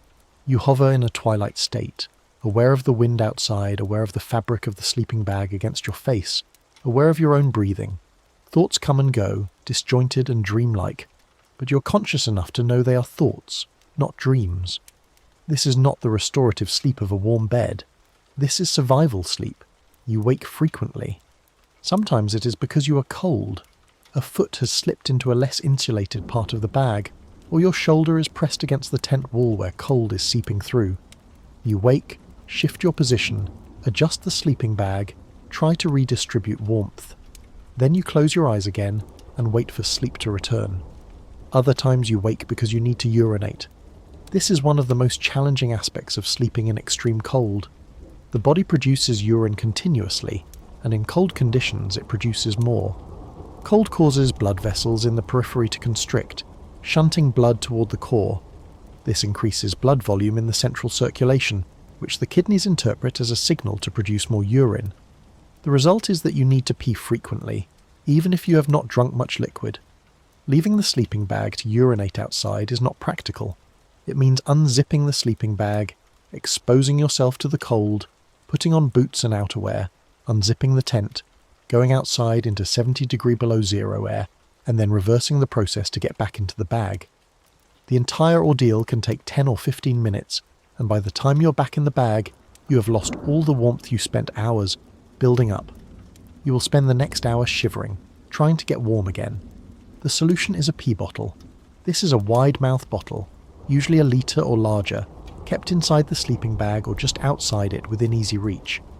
When you need to urinate, you retrieve the bottle, maneuver yourself into a position where you can use it without spilling, and empty your bladder. Then you seal the bottle tightly and place it outside the sleeping bag, where it will freeze solid by morning. This sounds simple, but is not. Doing this in the dark while lying down, while mostly enclosed in a sleeping bag, requires practice. Spills happen. When they do, the urine freezes immediately, creating a mess that is difficult to clean. Most people become proficient at this task out of sheer necessity, but it is never pleasant. It is simply less unpleasant than the alternative. The wind is a constant presence. You hear it against the tent fabric, a sound that varies from a low murmur to a sharp crack depending on wind speed. The tent flexes and shifts, moving with the gusts. The poles creak. The guy lines hum. These sounds are not soothing. They are reminders that the only thing between you and the environment is a thin layer of nylon, that the wind is strong enough to destroy the tent if something fails, that you're exposed in a way that is fundamentally precarious. When the wind gusts particularly hard, the tent walls press inward and you feel the pressure. If you're lying near the wall, the fabric might brush against your sleeping bag. This is unnerving. You imagine the tent collapsing, burying you in fabric, trapping you. This does not happen. Modern expedition tents are engineered to withstand extreme wind, but the fear is there. During calmer moments, when the wind drops, a different kind of silence settles over the tent. This silence is profound. There is no sound from outside at all, no animals, no water, no human activity. Inside the tent you hear only the breathing of your tent mates, if you have any, and the occasional rustle of fabric as someone shifts in their sleeping bag. The silence is both peaceful and oppressive. It emphasizes the isolation, the emptiness, the distance from anything familiar. If you're sharing the tent with others, their presence is both comforting and complicating. You can hear them breathe, hear them move, know that you are not alone. This is psychologically important. Humans are social animals, and even in extreme conditions, the proximity of other people provides reassurance. But sharing a small tent also means limited space, coordinated movement, and sometimes interpersonal friction. If someone snores, everyone is affected. If someone thrashes in their sleep, everyone feels it. You learn to tolerate these disruptions because the alternative, sleeping alone, carries its own risks. Temperature fluctuates through the night.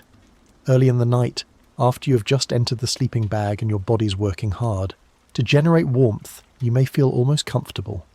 But as the night progresses and fatigue sets in, your metabolic rate decreases slightly and the cold creeps back. By the early morning hours, you are coldest. This is when people feel most miserable, when the temptation to check the time and see how much longer until you can legitimately get up is strongest. Checking the time is a mistake most people make repeatedly. You wake, feeling cold and uncomfortable, and think that surely it must be almost morning. You fumble for your watch or phone, turn on the screen, and see that only 2 hours have passed since you last checked. The realization that you have 6 more hours to endure is demoralizing. Time moves slowly when you are cold and uncomfortable. Minutes feel like hours. The night stretches on, seemingly without end. Dreams, when they come, are fragmented. You do not reach REM sleep, the deep restorative phase where most dreaming occurs, because your body cannot afford to enter that state. The dreams you do have are shallow, often involving cold or discomfort. You dream that you're outside in the wind. You dream that your sleeping bag is wet. You dream that you cannot get warm. These dreams are not restful. They blur the line between sleep and waking, making you unsure when you wake whether you are actually asleep or just lying there thinking. Physical discomfort accumulates. Your hips and shoulders, pressed against the sleeping pad, begin to ache.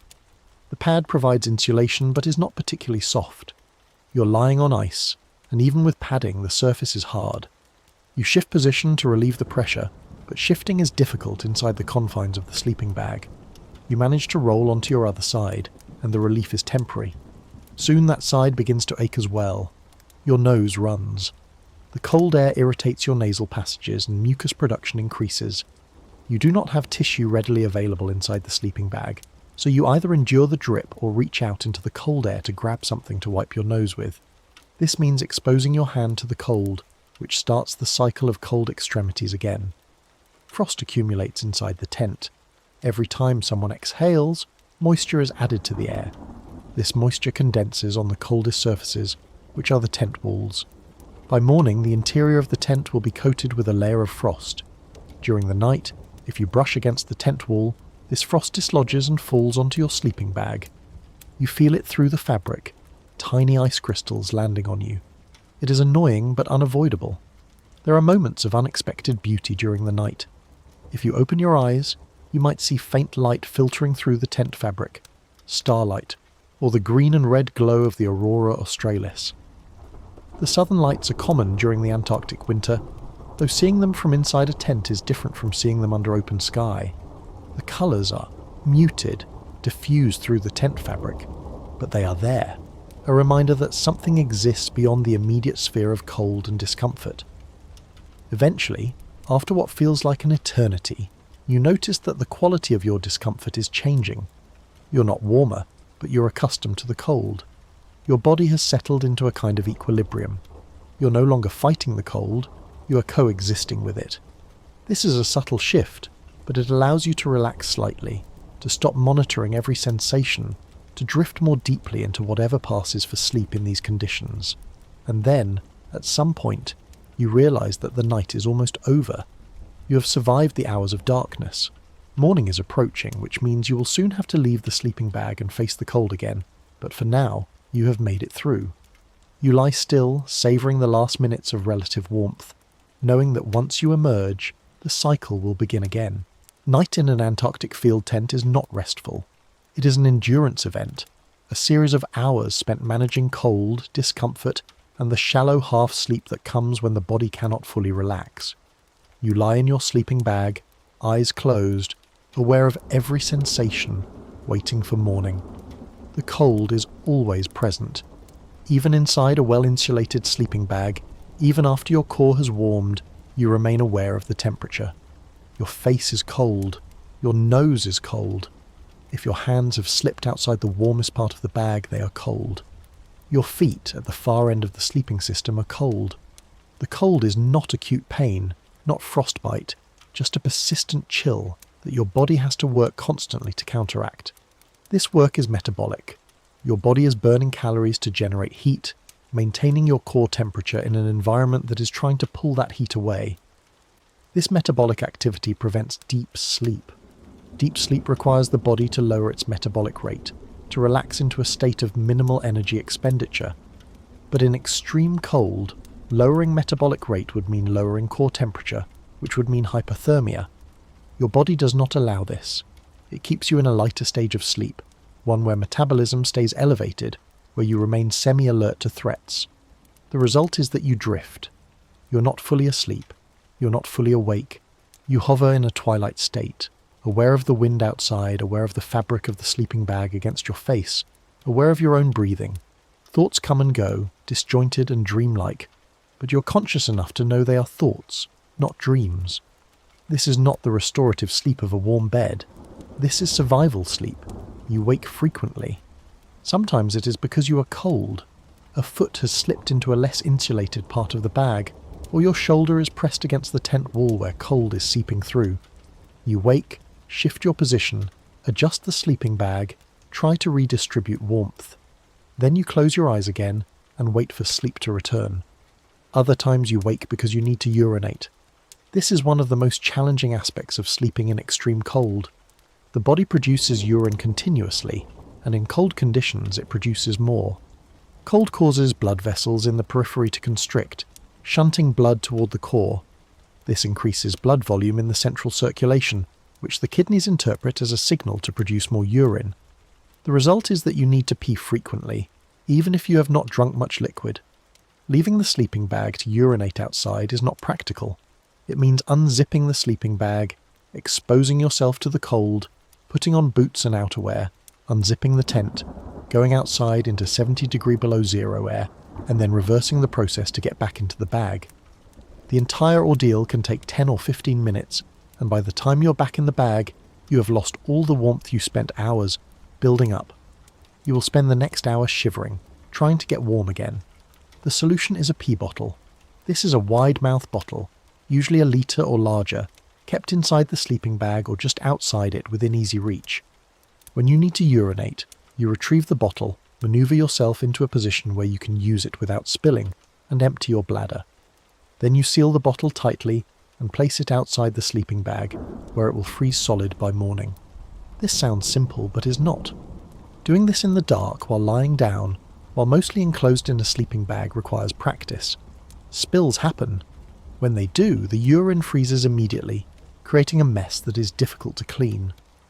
Most people become proficient at this task out of sheer necessity, but it is never pleasant. It is simply less unpleasant than the alternative. The wind is a constant presence. You hear it against the tent fabric, a sound that varies from a low murmur to a sharp crack depending on wind speed. The tent flexes and shifts, moving with the gusts. The poles creak. The guy lines hum. These sounds are not soothing.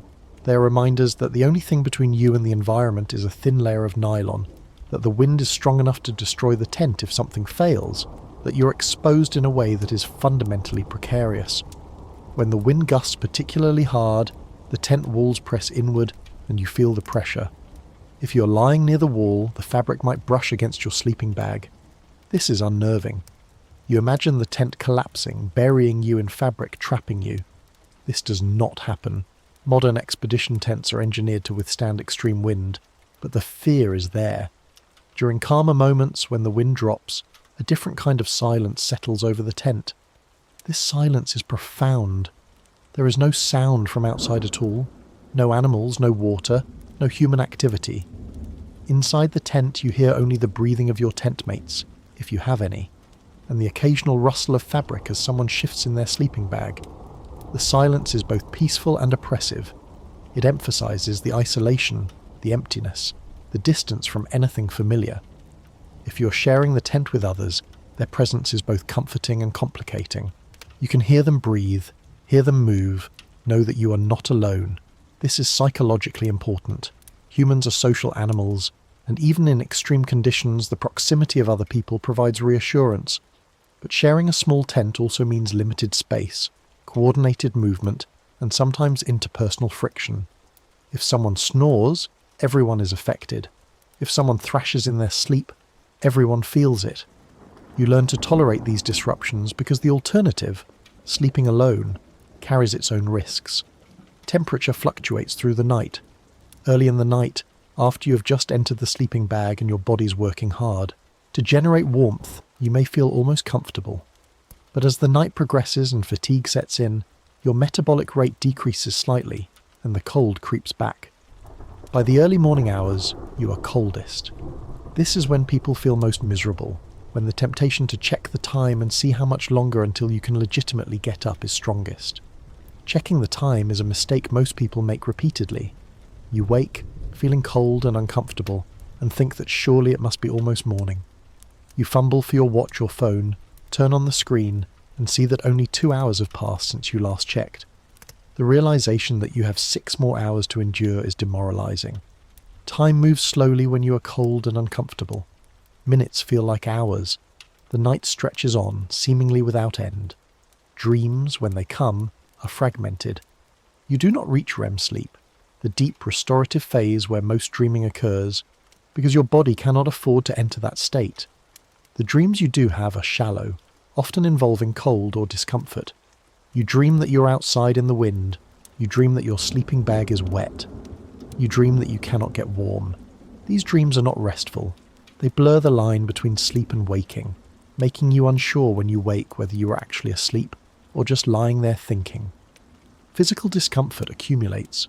Your hips and shoulders, pressed against the sleeping pad, begin to ache.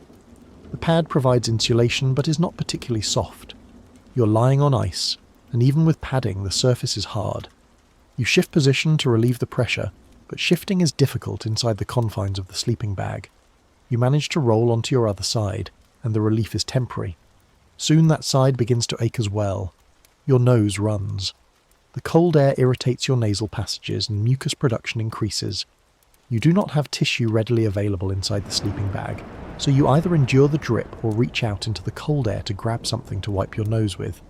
This means exposing your hand to the cold, which starts the cycle of cold extremities again. Frost accumulates inside the tent. Every time someone exhales, moisture is added to the air. This moisture condenses on the coldest surfaces, which are the tent walls. By morning, the interior of the tent will be coated with a layer of frost. During the night, if you brush against the tent wall, this frost dislodges and falls onto your sleeping bag. You feel it through the fabric, tiny ice crystals landing on you. It is annoying but unavoidable.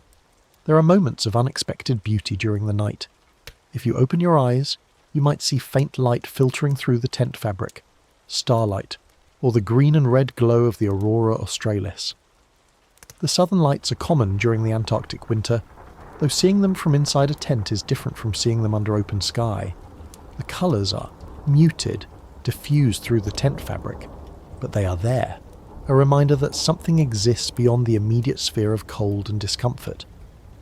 Eventually, after what feels like an eternity, you notice that the quality of your discomfort is changing. You're not warmer, but you're accustomed to the cold. Your body has settled into a kind of equilibrium. You're no longer fighting the cold, you are coexisting with it. This is a subtle shift, but it allows you to relax slightly, to stop monitoring every sensation, to drift more deeply into whatever passes for sleep in these conditions. And then, at some point, you realize that the night is almost over.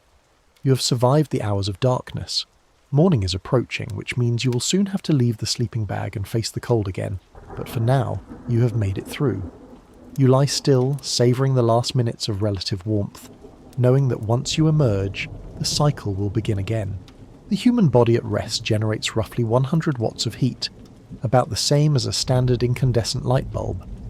This heat comes from metabolic processes, cells breaking down glucose, converting chemical energy into the energy needed for cellular functions with heat as a byproduct. In a temperate environment, this heat is more than the body needs. We dissipate excess heat through radiation, convection, and evaporation, maintaining a core temperature of around 37 degrees Celsius. In Antarctica, at 70 degrees below zero, the situation is reversed. The body is not producing too much heat. It is producing far too little. The environment is pulling heat away faster than resting metabolism can replace it. To survive, the body must either generate more heat or reduce heat loss. Both strategies come into play. Increasing heat production means increasing metabolic rate. Shivering is the most direct method. Muscle contractions generate heat as a byproduct, and shivering can increase heat production by 4 or 5 times the resting rate, temporarily pushing output up to 500 watts or more. But shivering is exhausting. It burns through glucose rapidly, and it cannot be sustained indefinitely. The body will shiver for a while, then stop, allowing metabolism to drop back closer to baseline before shivering resumes. This creates a cycle during sleep. You shiver, you warm slightly, you stop shivering, you cool slightly, you shiver again. The cycle is not smooth. It is a series of oscillations, and each cycle costs energy. Over a night, these cycles add up. A person sleeping in a tent at 70 below might burn 2,000 calories or more just maintaining body temperature, without counting any physical activity during the day. This is why food is so critical. The body needs fuel to run this metabolic furnace. If you go to sleep without enough calories in your system, your body will run out of glucose, switch to burning fat and muscle, and still may not produce enough heat. Core temperature will drop, moving you toward hypothermia. Even mild hypothermia, a core temperature of 35 degrees instead of 37, impairs cognitive function, slows reactions, and makes you more vulnerable to further cooling. The other strategy is reducing heat loss. This is where the sleeping system comes in. Heat leaves the body through 4 mechanisms: conduction, convection, radiation, and evaporation. Each must be minimized. Conduction is heat transfer through direct contact. Your body is in contact with the sleeping pad, and the pad is in contact with ice. Without the pad, heat would flow directly from your body into the ice at a rate that would kill you within an hour. The sleeping pad interrupts this flow. Its foam or air-filled chambers are poor conductors, slowing the transfer. The thicker and more insulating the pad, measured by its R value, the less heat you lose through conduction. An R value of 7 means you lose roughly 1/7 as much heat through conduction as you would with no pad at all. Convection is heat transfer through moving air. If cold air circulates around your body, it carries away heat. The sleeping bag stops this by trapping air in thousands of small pockets within its insulation. Still air is a poor conductor, so these pockets act as barriers. The more insulation, the more air pockets, the less heat you lose. This is why a -50 rated bag has more insulation than a -20 rated bag. It is not about the fabric being warmer, it is about the volume of still air the bag can maintain around your body. Radiation is heat transfer through infrared energy. All warm objects emit infrared radiation, and your body is no exception. In a cold environment, you radiate heat into the surrounding space. The sleeping bag's outer shell reflects some of this radiation back toward your body, reducing loss. Some sleeping bags include reflective liners, thin metallic films that enhance this effect, bouncing more infrared radiation back. Evaporation is heat transfer through the phase change of water from liquid to vapor. When sweat evaporates from your skin, it carries heat away. In extreme cold, evaporation is minimal because the air is so dry that moisture turns to ice rather than vapor. But you still lose heat through the water vapor in your breath. Every exhale carries warm, moist air out of your body, and that air carries heat with it. This loss is unavoidable, but it is why breathing outside the sleeping bag, rather than inside, helps preserve the bag's insulation. The balance of heat production and heat loss determines whether you stay warm enough to sleep. If production exceeds loss, your core temperature stays stable or rises. If loss exceeds production, core temperature drops. The goal is equilibrium, producing just enough heat to offset loss, maintaining 37 degrees. In practice, this equilibrium is fragile. Small changes make a difference. If the wind picks up and cools the tent, heat loss increases. If you did not eat enough dinner, heat production decreases. If your sleeping pad has a small leak and its R value drops, conduction increases. Any of these factors can push you from comfortable, or at least tolerable, cold into dangerous cold. The body has a hierarchy of responses as it cools. First, it restricts blood flow to the skin and extremities, keeping warm blood in the core. This is why fingers and toes get cold first. They are being sacrificed to protect vital organs. If cooling continues, shivering begins. If it continues beyond that, mental function deteriorates. You become confused, make poor decisions, stop caring about the cold. This is a sign of moderate hypothermia, and it is dangerous because the person affected often does not realize something is wrong. In a field tent, this progression is rarely allowed to reach dangerous levels because people are monitoring themselves. You know when you are too cold. You know that you need to eat more, add a layer, fix a problem with your sleeping system. But there have been cases where exhaustion, illness, or isolation prevented someone from recognizing the signs. Hypothermia can be insidious. It creeps in slowly, dulling the mind even as it steals heat from the body. There are physiological adaptations that occur over time. People who spend extended periods in extreme cold develop some tolerance. Their bodies become more efficient at generating heat. Their circulation improves slightly, keeping extremities warmer. Psychological adaptation also plays a role. You learn to tolerate discomfort, to distinguish between cold that is merely unpleasant and cold that is dangerous. This learned tolerance is as important as physical adaptation. Sleep itself complicates the equation. During deep sleep, metabolic rate drops by about 15%. This is normal and healthy in a warm environment, allowing the body to conserve energy and focus on repair processes. But in extreme cold, this drop in metabolic rate means less heat production. If you enter deep sleep in a sleeping bag that is just barely keeping you warm, the drop in heat production might be enough to push you into mild hypothermia. This is one reason why sleep is light in the Antarctic field. The body does not allow itself to enter deep sleep because it cannot afford the corresponding drop in heat production. The numbers are not abstractions. A person sleeping in a tent at 70 below zero is engaged in a constant quantifiable battle between heat generation and heat loss. The sleeping bag, the pad, the vapor barrier, the food you ate, the water you drank, all of these are variables in an equation that determines whether you wake up in the morning feeling exhausted but alive, or whether you wake up with frostbite, hypothermia, or not at all. Understanding this mathematics does not make the night more comfortable, but it does provide context. When you're lying in your sleeping bag, shivering, wishing you were warmer, it helps to know that your body is doing exactly what it should be doing. It is fighting the cold through every mechanism available to it. The discomfort is not a sign that something is wrong. It is a sign that the system is working, that you are surviving. And survival, in this environment, is the only metric that matters. Waking in an Antarctic field tent is not like waking anywhere else. There is no gentle transition from sleep to wakefulness, no gradual warming of the air, no light creeping through a window.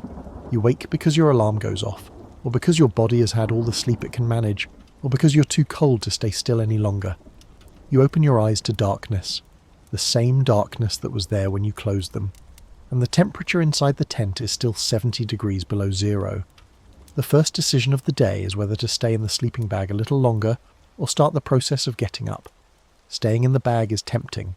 You're not warm, but you are warmer than you will be once you leave the bag. The moment you unzip and expose yourself to the air, you will start losing heat rapidly. Every minute you delay is another minute of relative comfort. But delaying also means delaying breakfast, delaying the start of work, delaying the moment when you can begin generating heat through activity instead of lying still. Most people compromise. They stay in the bag for a few minutes, allowing their mind to wake fully, preparing themselves mentally for what comes next. Then they begin the process of emergence. The first task is warming your core before you leave the bag. This means eating something while still inside.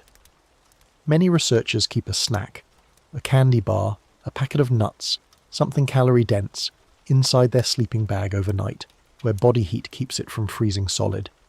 You eat this snack now, in the darkness, while still enclosed. The calories will start metabolizing immediately, giving your body fuel to generate heat during the cold process of getting dressed. Next, you retrieve your clothing. The clothes you will wear today are not the clothes you slept in. Those are damp from the night's perspiration. You need dry base layers, and ideally, you kept these inside the sleeping bag with you, using body heat to keep them warm and dry. You also kept your boot liners in the bag. Now you need to put them on before they cool. Dressing inside a sleeping bag is awkward. You cannot sit up fully because the tent ceiling is low. You cannot spread out because the bag is narrow. You work by feel, maneuvering fabric in the confined space. You pull off your sleeping shirt and immediately pull on the fresh base layer. The transition is brief, but even those few seconds of exposed skin are punishing. The cold is sharp, immediate. You rush to cover yourself. Pants are next. You wriggle out of your sleeping pants while pulling on the day's pants, a complex dance of fabric and limbs in a space that barely accommodates either. Then, socks. You peel off the damp socks you slept in and pull on dry ones. Your feet are cold, and the act of changing socks exposes them to the air, making them colder. You work quickly. Now boots. The boot liners are in the sleeping bag with you, still pliable from body heat. The shells are outside, frozen, solid. You pull the liners on over your socks, then reach out of the sleeping bag to grab the shells. The shells are painfully cold. Even through your hand's insulation, you can feel the cold radiating from them. You force your foot, now wearing the liner, into the frozen shell. The shell does not want to accommodate your foot. The material is rigid. You push harder, wedging your foot in, then repeat the process with the other boot. Your feet are now inside stiff, cold shells. They will remain cold for at least an hour, until your body generates enough heat to warm the boots from the inside. Only after you're dressed do you leave the sleeping bag. You unzip it fully, sit up, and swing your legs over the edge of the pad. The transition is jarring. You are enclosed, relatively protected. Now you are exposed. The cold wraps around you immediately, finding every gap in your clothing. You stand, hunched in the low-ceiling tent, and begin the morning tasks. The tent is coated with frost. Every surface, walls, ceiling, gear bags, has a layer of ice crystals from the moisture produced overnight. This frost will fall throughout the morning as people move around, dusting everything with ice. You accept this. It is part of the morning routine. The first priority is water. You are dehydrated from the night. The dry air pulled moisture from your body, and you need to replace it. But there is no water. There is only ice. You need to melt snow. Melting snow is a process that takes time. You retrieve the stove, check that it is functional, prime it if necessary, and light it. The stove is cold, and cold stoves are finicky. The fuel may not vaporize properly. The igniter may not spark. You persist, using matches if needed, until the stove catches and burns with a steady blue flame. You fill a pot with snow, place it on the stove, and wait. The snow does not melt quickly. It compacts first, then slowly softens, then finally turns to water. You add more snow to the pot as space allows, gradually building up the volume of water. After 30 or 40 minutes, you have enough water to drink and to prepare breakfast. While the snow melts, you organize gear.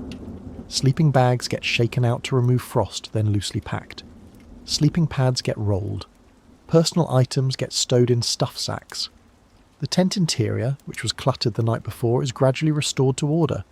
This organisation is necessary because the tent must function as both sleeping space and workspace, and transitioning between the two requires deliberate effort.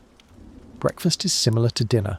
Freeze-dried food rehydrated with boiling water. You choose a meal, open the packet, add water, wait for rehydration, then eat. The food is warm, which is psychologically comforting even if the warmth does not last long. You also drink hot tea, coffee or chocolate, replacing some of the fluid you lost overnight. Eating and drinking take longer than they would in normal conditions because everything is cold and cold slows you down. Your hands are stiff, your jaw is cold, making chewing uncomfortable. The food itself cools quickly, becoming less palatable, but you finish the meal because you need the calories. The day ahead will require energy. Energy to stay warm, energy to work, energy to survive. After breakfast, you dress for outside.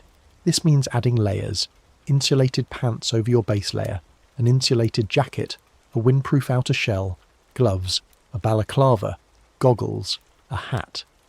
Each layer has a purpose. Each layer adds bulk and restricts movement. By the time you're fully dressed, you're wearing perhaps 5 kilograms of clothing. You're bulky, stiff, limited in your range of motion. But you are protected. Exiting the tent is a moment of transition. You open the zipper, a task that requires care because zippers freeze, and step out into the darkness and wind. The cold hits you immediately, even through all your layers. The wind is a physical force pushing against you. If it is strong enough, you lean into it to keep your balance. You close the tent door behind you to prevent heat, such as it is, from escaping. Outside, you assess the camp. Are the tents still secure? Have any guy lines loosened overnight? Is there new snow that needs to be cleared? You walk the perimeter, checking anchors, retightening lines, making adjustments. This is part of the morning routine. The camp is a system, and systems require maintenance. Then the day's work begins. Depending on the nature of the research, this might mean setting up equipment, collecting samples, travelling to a field site, or conducting measurements. The work is physical, which means you generate heat, which means you start to warm up. Your feet, which have been cold since you put your boots on, gradually become less painful. Your hands, working inside gloves, maintain some dexterity. You fall into the rhythm of the task, focusing on the work, and the cold becomes background rather than foreground. But the cold never goes away. It is always there. A constant pressure, a force that requires vigilance. You monitor your body continuously. Are your fingers getting numb? Is your face exposed too long? Are you sweating inside your layers? Each of these is a problem that needs addressing. You adjust your clothing, add or remove layers, take breaks to check for frostbite. The work is important, but staying alive is more important.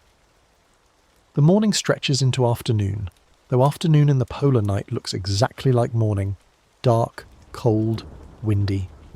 Time is marked by tasks completed, by meals eaten, by the slow accumulation of hours.